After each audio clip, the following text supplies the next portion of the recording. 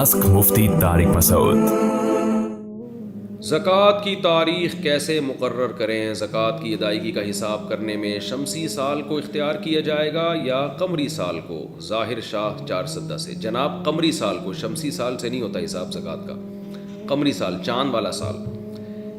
تاریخ کیسے مقرر کریں؟ بہت آسان ہے۔ زندگی میں پہلی مرتبہ جب آپ کے پاس 52.5 تولہ چاندی کے برابر کیش رقم آ جائے یا سونا آ جائے یا کوئی تجارتی مال آ جائے، یعنی آپ کوئی چیز خریدیں بیچنے کے لیے اور اس کی ویلیو اتنی ہو، یا جو ہے نا یعنی 4 چیزوں میں سے ایک چیز آ جائے، کیش رقم، چاندی، سونا یا تجارتی مال۔ جب بھی زندگی میں آپ کے پاس اتنا پیسہ آئے، آپ اس اسلامی تاریخ کو فوراً نوٹ کر لیں۔ اب پوری زندگی کے لیے آپ کی وہ تاریخ نوٹ ہو گئی۔ اگلے سال آپ دیکھیں اس تاریخ میں کتنے پیسے آپ کے پاس ہیں، ان 4 چیزوں میں سے کتنا مالیت ہے، اس کا 40واں حصہ یعنی 2.5% آپ زکوٰۃ میں دے دیں۔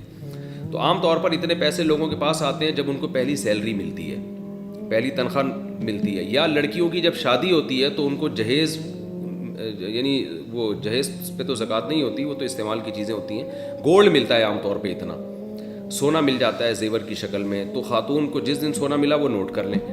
تو یا کسی کے والد کا انتقال ہو گیا تو وراثت میں کیش رقم بچوں کو مل جاتی ہے، تو وہ تاریخ نوٹ کر لیں۔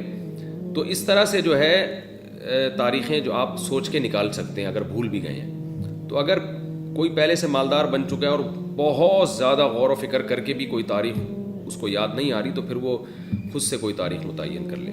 لیکن اصل طریقہ یہی ہے، اور یہی اصل وہ زکوٰۃ کی تاریخ ہوگی جس میں پوری زندگی پھر وہ اس پہ زکوٰۃ دے گا۔ ہاں، یہ تاریخ جب ختم ہوگی جب آپ کے پاس پورا نصاب ہی ختم ہو جائے۔